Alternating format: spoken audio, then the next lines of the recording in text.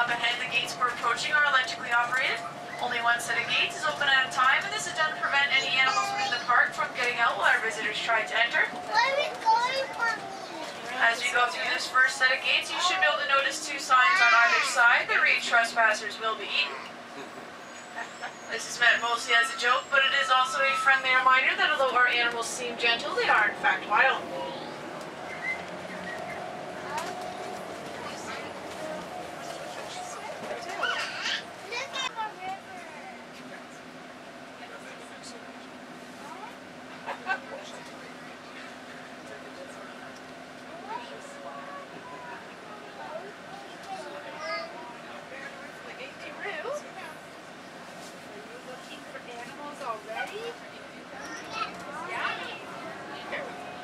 Entering our first reserve, which is an Nairobi sanctuary. Here we'll be introduced to a variety of exotic birds, as well as our llamas and our... Look at the llamas!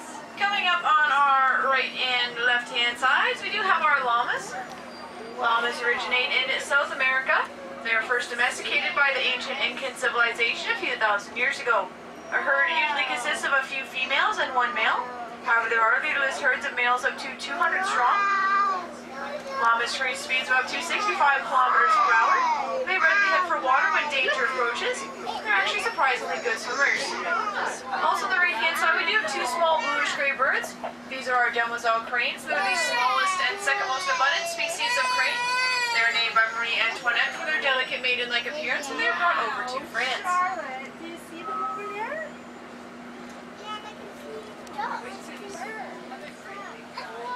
These tall white birds are European white storks. They like to nest in trees and on rooftops. Their nests reach several hundred pounds in weight before they're blown off during windstorms. They have a place in folklore as the bringer of good luck to the houses they nest upon, as well as the deliverers of babies. Also on our right-hand side, that short dark gray bird is a crested screamer.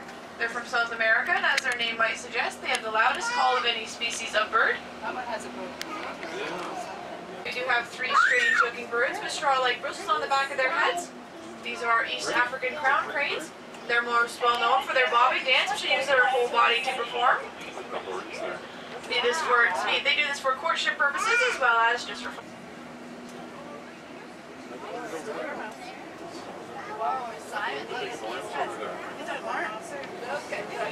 Also another one. There's be another llama coming up on the left.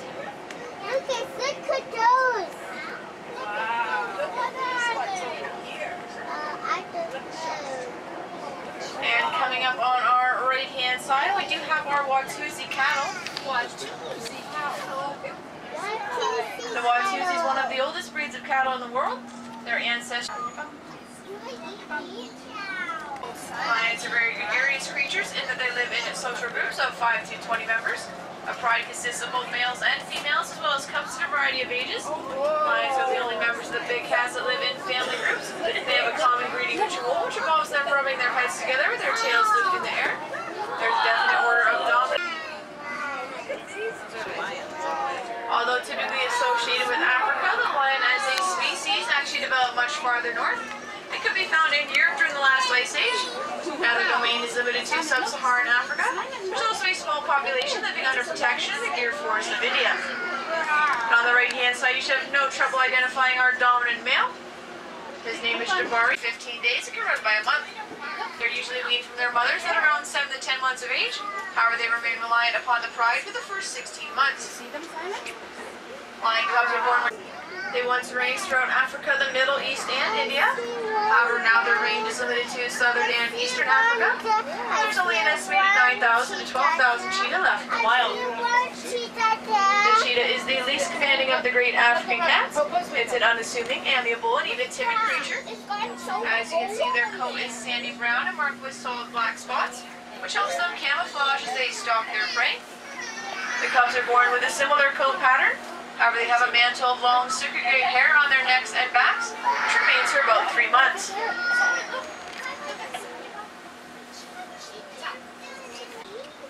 They use their long tail for steering and balancing at such high speed, and unlike all other cats, their claws are only semi-retractable, which helps with traction while running and launching attacks. And baboons. Hello. Oh, and there's a monkey on the car over here. Also coming up on our right, we do have our miniature zebu. Look at the monkeys on the road. If you look on the windshield, maybe? Maybe not. She's thinking about it. Oh, no, she's just going to sit in front of us. We do our miniature zebu. Now if you look on the windshield, on the mirror, coming up on the bus. Miniature zebu are from India, and they're very tolerant of the tropical heat. They can often be seen laying in full sun on even the hottest days. They come in a variety of colors from black, gray, near white, red, and spotted. There's a baboon on the left mirror here. You see monkeys? Oh, and my windshield wiper is totally not even on the windshield anymore. There's one climbing up the back of the bus.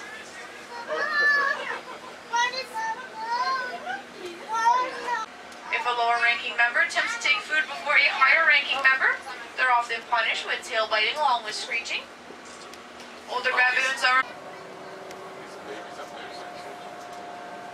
Baby baboons are born with black fur and red faces, and they cling to their mother's underside for the first 3 months because this is the best position for them to nurse. As they get older, they'll ride around on their mother's backs. Also on the left-hand side, you should be able to see a really big baboon.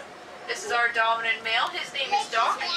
He gets to eat first. He gets to eat as much as he wants. And you can see he takes advantage of this because he's huge.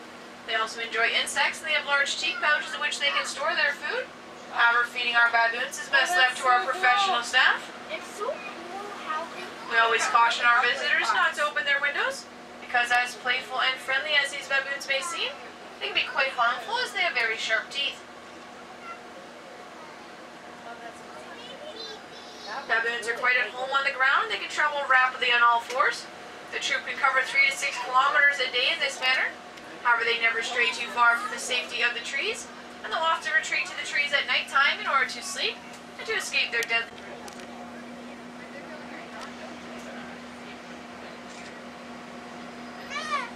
We've got a little baby party on the left-hand side here. They actually do see in color.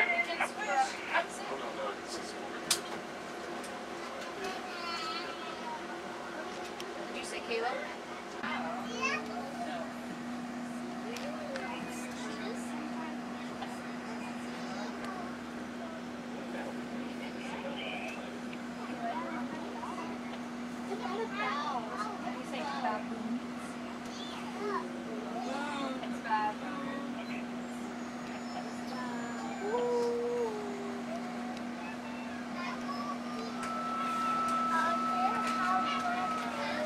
What's going on over here?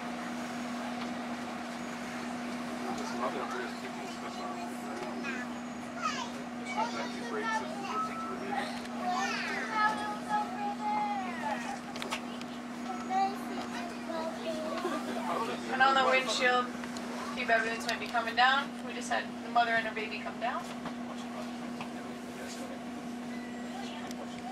The monkeys are my... Coming up on our right-hand side, we do have some of our ostriches. The ostrich is the largest living flightless bird, and although they cannot fly, they possess very powerful legs, which allow them to reach speeds of up to 70 kilometers per hour. This speed can be maintained for 30 minutes without showing any signs of fatigue.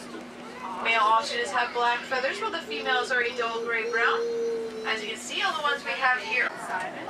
And coming up on our right-hand side, we have our wildebeest. Wildebeest are also called gnu, which is spelled G-N-U. The species of wildebeest we have here are the white-bearded wildebeest, also known as the blue wildebeest. They make up the largest herd to inhabit the Serengeti, with an estimated population of about 1.5 million. Their annual migration is the second largest land mammal migration next to the Mongolian gazelle. Right all over the field, we do have our Barbary sheep. These are mostly the females and their lambs. Males and females usually live in separate herds most times of the year. Barbary sheep inhabit the mountainous regions of northern Africa, and they're very sure-footed jumpers and climbers, and can clear obstacles of 2 meters. The lambs that were born earlier this spring can jump about just as vigorously as the adults, just hours after. Like I said, they're all over the place.